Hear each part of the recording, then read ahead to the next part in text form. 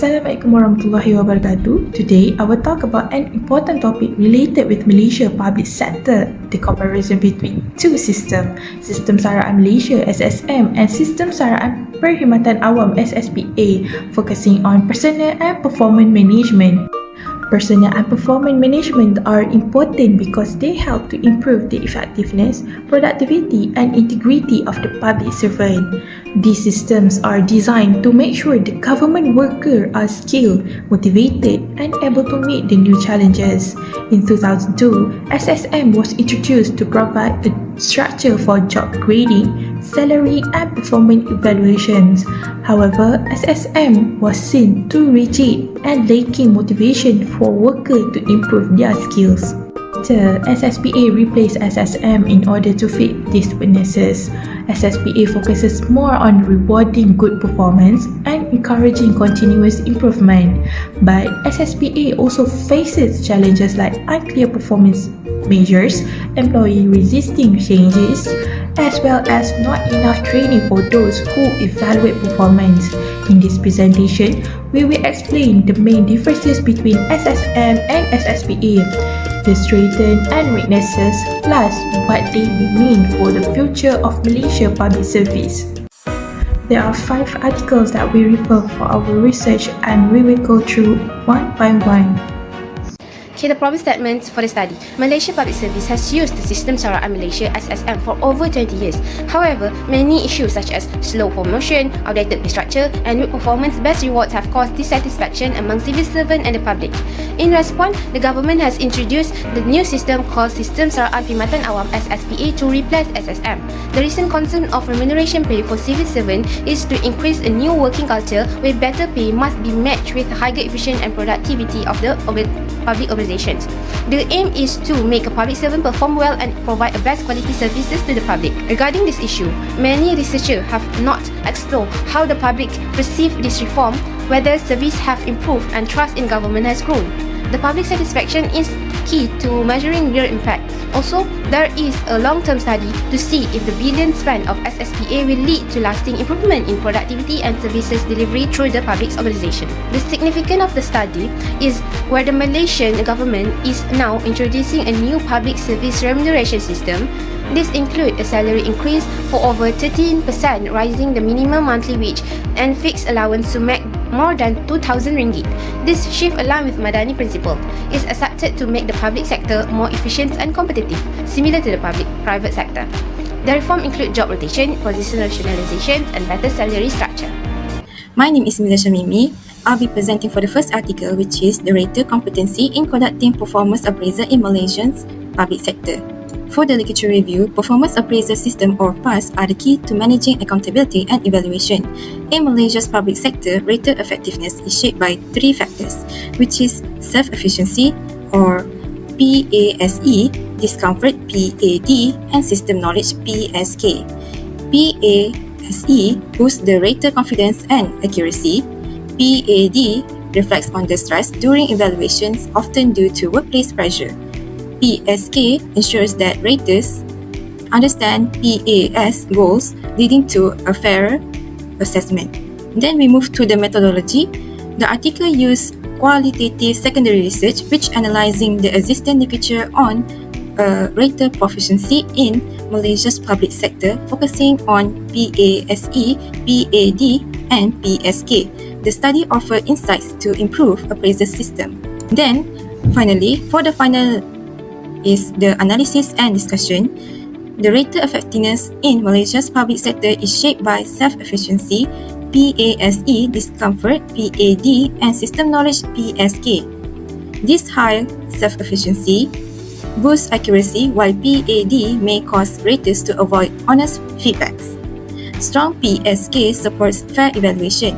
A feedback held them accountable environment and proper training help improve the rater confidence and performance. Next, the title for the second article is Working Capital Management Efficiency, a study on small medium enterprise in Malaysia. For the literature review, this study is about how well Malaysia SME manage their working capital, which means how they handle daily finance like cash, stock and payments. good management is very important because it helps the company to stay profitable and avoid money shortage. Based on the previous research by Deloitte 2003 showed that the companies with good working capital management are more successful and make more profit. This is especially important for SMEs in Malaysia because they often depend on short-term loans and have limited access to big financial resources. Moreover, this study also highlights that Malaysia's law, culture, and reporting rules influence how SMEs handle their money. This means that businesses' environment and government rules also play a role in how well the company manage their finances.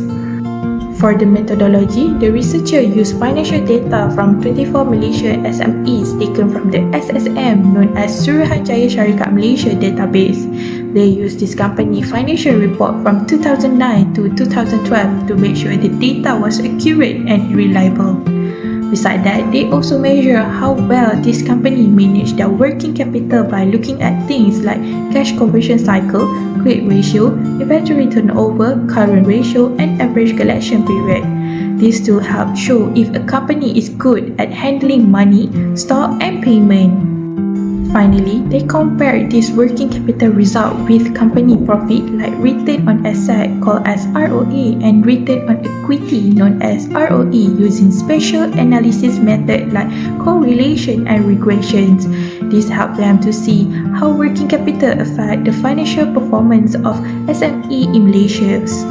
Based on the analysis, the study found that the company with a shorter cash conversion cycle are usually more profitable because they turn their inventory and receivable into cash faster. This helps to improve their cash flow and reduce storage costs. It also showed that the businesses with higher inventory turnover and faster debt collection make more profit because they can sell and get paid quicker. However, having too much cash or asset is not always good because it means that the company is holding extra money that could be invested somewhere else for profit. Overall, the study shows that managing working capital properly is very important for keeping the SME profitable and running smoothly. Lastly, based on the discussions of this article, the study highlights that good working capital management is very important for SMEs in Malaysia because they have limited access to outside funding. Many SMEs keep too much stock due to poor demand planning, which increasing costs and reduce efficiency. Therefore, some companies take too long to collect payment from customers, causing cash flow problems. Some businesses also keep extra cash instead of investing to make more profit. In order to solve this problem, the study suggests that SME should use better inventory system like just-in-time or we call as JIT, have strict rules for collecting payment and manage their cash wisely to balance safety and growth. Next article entitled Competency-Based Pay and Service Quality and Empirical Study of Malaysia Public Organisation, published by Azmi and Friend in 2009. The study focused on competency-based pay, a system where employees are rewarded based on their skill, performance and potential rather than job seniority or fixed job title. The service quality is to measure a model called SERVQUAL model comprising 5 dimensions: tangible, reliability, responsiveness, assurance and also empathy. Prior research show a link between HR practice and service quality, but none have directly measured the impact of competency-based pay on service quality in Malaysia public sector. The research used a survey method to collect data from 300 public organizations in Malaysia. They sent 2 sets of questionnaire, set A to HR officer or manager in each organization and set B to 10 external customers for each agency, totaling 3,300 surveys. The first questionnaire said about how much competency-based pay being used, while the second one measure customer satisfaction through using a SERVQUAL tools.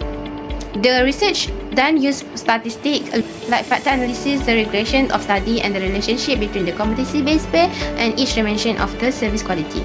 The research finding, the results show when the competency-based pay is applied, service provision such as reliability, quick response and staff professionalism has improved. The trend and pattern show that this pay system improves the technical and performance aspect of service, how well the things are done. but it didn't show how nice the service environment looked, which referred to tangible, or how warm and caring the staff were, which referred to empathy. This suggests that skill-based reward helped the staff doing job better, but did not change how they interact emotionally or physically with the public. Supporting evidence from the regression result show a significant positive beta value for service provisions, but a negative one for tangible and insufficient result for empathy. This show that the Malaysia Public Organisation should focus more on using competency-based way to improve the core service, but also need the other strategy like training and customer service program to improve a physical and emotional experience for customer. Assalamualaikum to my tutor lecturer Ibrahim and my fellow friends. I'm not FARAHIN MAHSUN. I'll discuss about Malaysia system SSM versus the Public Service Remuneration System SSPA. First of all, I had reviewed article of Corporate Governance and Remuneration that writes by Jinatul Rahman Mumu, Paula Sona, Hasibul Islam Brussel and Mat Abdul Kalam. I chose this article because it links us to the topic that we gonna talk today. In the article, they had overviewed the efficiency for the corporate governance and remuneration that same happened in Malaysia, that they make transition from SSM to SSPA to enhance the effectiveness. In corporate sector, it shows that linking executive pay to performance leads for better company result. For example, when executives are rewarded for achieving business goals, they are motivated to work harder. In corporate also, outside directors are important because they monitor and ensure ethics practical. Al-Mutairi and Katana 2020 highlight how this director bring fairness and accountability to decision making. Similarly, SSPA emphasize ethics and monitoring by rewarding civil servants based on their performance and contribution. Next, we're looking for the methodology. The article adopts a quantitative approach to analyze bibliographic material in the field of corporate governance and remunerations. It focused on understanding how corporate mechanisms, particularly those related to managerial remuneration, impact organization performance. You guys must be wonder, what is bibliographic, right? So, bibliographic is a list of the books and articles that has been used by someone to writing the article. In this journal, 298 article provide a comprehensive overview and categorizing the relationship between governance, remuneration, and performance. And we're moving on to the key finding in the article is to reveal that corporate governance mechanism is tied to managerial remuneration and gaps in literature for the further research to influence to cultural differences on governance system and the unexplored role of diversity in board composition and pay structures. We're moving on to the analysis and discussion in this article. From the article, it's shown that the shift towards performance-based remuneration as witnessed globally in corporate governance is complementary to Malaysia's move to reform its public sector.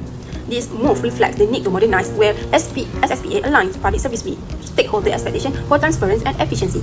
It's a step towards modernizing government institutions to meet demands and result-driven public.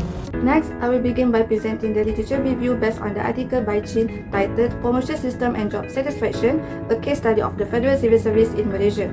The study emphasizes that the promotion system in the public sector is not merely a hierarchical process, but a strategic human resource management tool aimed at enhancing job satisfaction, productivity, and continuity of service. The study adopts social exchange theory, which explains how perceptions of fairness in organizational processes such as promotion influence employee motivation and loyalty. Two main factors are highlighted, which is procedural fairness and speed of promotion, both of which significantly influence job satisfaction among civil servants. This supports the NPM approach, which stresses performance-based evaluation, efficiency, and accountability in public administration. In this context, both the SSM and SSPA play a critical role in shaping civil service performance with policies that emphasize merit, qualifications, and transparency. Moving on to the methodology of the study. This article employed a case study approach with a fully quantitative method to examine the relationship between the promotion system and job satisfaction in Malaysia's Federal Civil Service. The sample consisted of 380 officers from grades 41 to 54. It selected using purposive sampling to focusing on civil servants in federal agencies across Sabah. The selection was done intentionally to ensure that the respondent possessed the relevant experiences and insights related to the study objectives. Reliability tests showed that all constructs had combined alpha values above 0.60. It's indicated acceptable internal consistency, specifically through multiple regression analysis to the test influence of fairness and promotion speed on job satisfaction. The finding revealed that both promotion fairness and promotion speed have a significant and positive impact on job satisfaction. Among the two, fairness emerged as the strongest predictor. Civil servants stated that when promotions are based on merit and conducted transparently, their morale and loyalty improve. These findings support the need for fair and efficient promotion system as advocated under NPM. The results also highlight issues in the previous SSM system such as inconsistent promotion timelines and lack of transparency which affected employee motivation. In contrast, the introduction of the SSPA in 2024 marks a significant reform. This introduced elements such as the time-based excellence pathway, competency-based evaluation, and flexible grading, all aligning with NPM principles. These features address many past complaints by prioritizing merit, efficiency, and transparency. Then we move on to recommendation. There are 3 recommendations. The first one is hybrid pay model is considered as an integrated approach. The SSM introduced in 2002 will be replaced by the SSPA on 1 December 2024 to enhance the civil service delivery in line with the national goals such as ekonomi bernadi and RM238. A hybrid pay model combining the tenure-based and performance-based system, it offers a fairer, more balanced compensation for employees according to the My Government 2024. By blending job security with performance initiative, it reduces resistance to change and boosts motivation.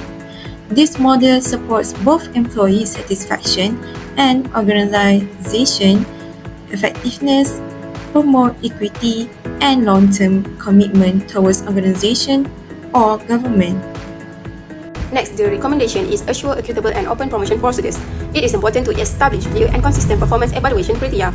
Metrics should be directly linked to key performance indicators, KPIs, that are linked to corporate and personal objectives. For example, the Ministry of Home Affairs holds strategic planning meeting 2 to 3 times a year to assess the level of KPIs and organizational achievement.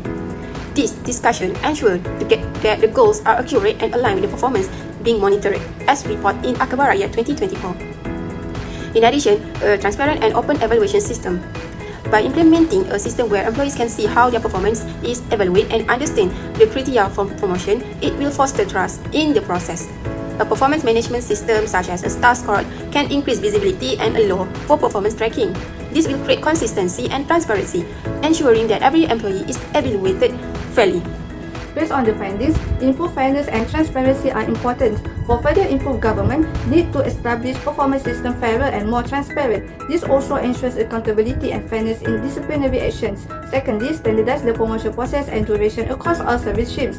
Expand mechanisms like time-based excellence, which are currently limited to a specific field, to a wider range of civil servants. This reduces over-reliance on job vacancies and more support merit-based advancement. Thirdly, upgrade digital HR system like Hermes. By making them more responsive and integrated, civil servants' performance records, achievements, and service history can be automatically included in the promotion process. It's increasing efficiency and minimizing bias.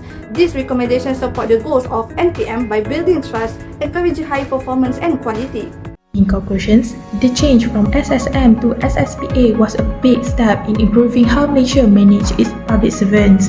SSM focused more on seniority, job security, and competency check, but was often seen as too rigid and lacking reward for good performance. Meanwhile, SSPA was introduced to make the system more flexible, rewarding high performance and promoting accountability. However, SSPA also has problems like unclear performance measure, employee resisting change, and not enough training for supervisors. For any system to work well, whether SSM or SSPA, fairness, transparency, and consistency are very important. Without this, even a good system can fail. The best way forward could be to combine the strengths of both systems using SSPA performance reward with SSM stability and clear structure.